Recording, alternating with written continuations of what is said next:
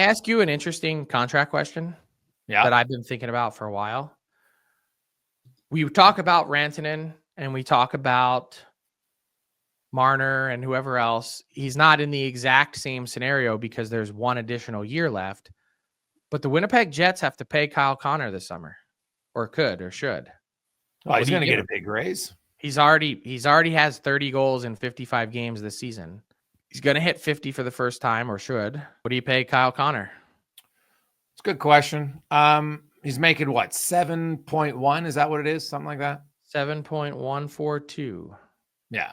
So I look at Kyle Connor, and he's pretty much been a model of consistency as far as a goal scorer, right? Like he's had a career high of 47, and he's just right around there again. But he's basically being a guy who you can mark it down. This guy's scoring you 30 goals, right? Pretty much ever since he's been in the league.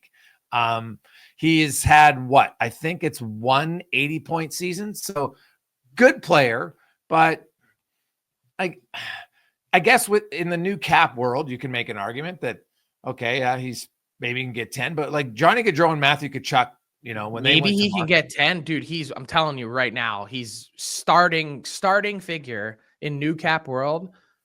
He's at Pasternak's deal, 11.25. See, that's such a big jump that I just don't like. Pasternak got 11.25, and I know that in different market condition. Yeah, and it's funny because I talk to agents about that, and they say, hey, we like to use the percentage of cap when the cap goes up, but when the flat cap, we don't want to use it, right? So that's just a negotiation to see what the other team's willing to do. Kyle Connor's a really good player, but if we look at terms of great or elite, he's not in that category, right? 180 points. You don't think Kyle Connor is elite? 50 goal scorer. Never 50, 47 once. Okay, he's on track for 50. Is he? He's got 30 and 55. What's that? 40. Okay, 45. Sorry. Yeah. He was on track for 50. Yeah. So to me, 45, those are the high end. Great. That's awesome. But it's also point production. And you're drawing the line. I just want to be clear for everyone listening. You're drawing the line and saying Kyle Connor not elite. No, not for me, but I don't like to throw around the term. I think elite are there might be 10 elite guys, like truly elite. Then everybody's really good or great, but elite's different. But I'm just talking about really what we're talking about is one thing. He's not an elite goal scorer. Because that's really the only distinction we're trying to make. If you're going to draw the line at, there's only 10 elite players in the entire league, Kyle Connor doesn't fit in that 10 elite players in the entire league. If we're talking elite goal scorers, Kyle Connor is most certainly in the top 10. 100%, no doubt about it. Yeah, he'd be right. He'd be close for sure. Close. How many other people are you taking ahead of him? Well, I'm taking Matthews, McDavid, Draisaitl, Ovechkin, Pasternak, McKinnon, Braden Point. Those guys for sure. Who else would be? Kyle Connor's outscored Braden Point the last 3 years. In goals? Has he not? Well, in their careers, Braden Point has 274 and Kyle Connor has 271. Okay. Right. And that's actually Point, that's not in the, that's since they came in the league. Right. So yeah, I guess he'd probably he'd be around, he'd be hovering. There's, Rantanen's in that category with him, right? Gensel, who you said is not elite. Yeah. He's behind Reinhardt.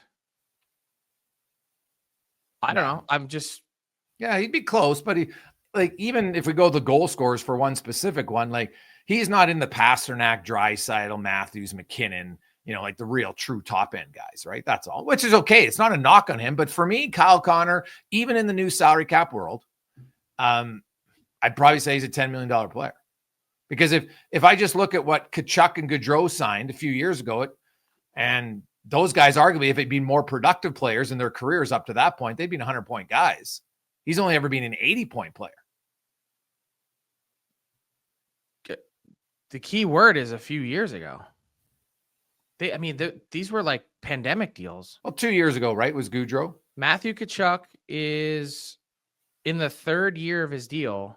Next year, he'll be halfway through it. No, I'll just say 10 for me. I like Kyle Connor, and you're dealing with Florida. You're picking out the outlier of outliers. Well, no, Johnny Gaudreau is 9.5, right? And he went to Columbus. That's not a tax-free state. No, and again, the tax-free thing is we're talking 13% tax. I don't go Johnny Gaudreau's market collapsed on the day that he signed. So a little bit of a different scenario. This is how he ended up in Columbus. Yeah. Well, I think hey, you're right about his contract. He's going to get a big raise, but I don't think it's going to be crazy. I could be wrong, but I don't think it'll be crazy.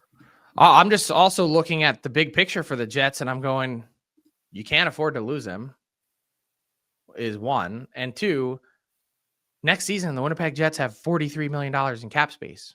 Oh, they got lots.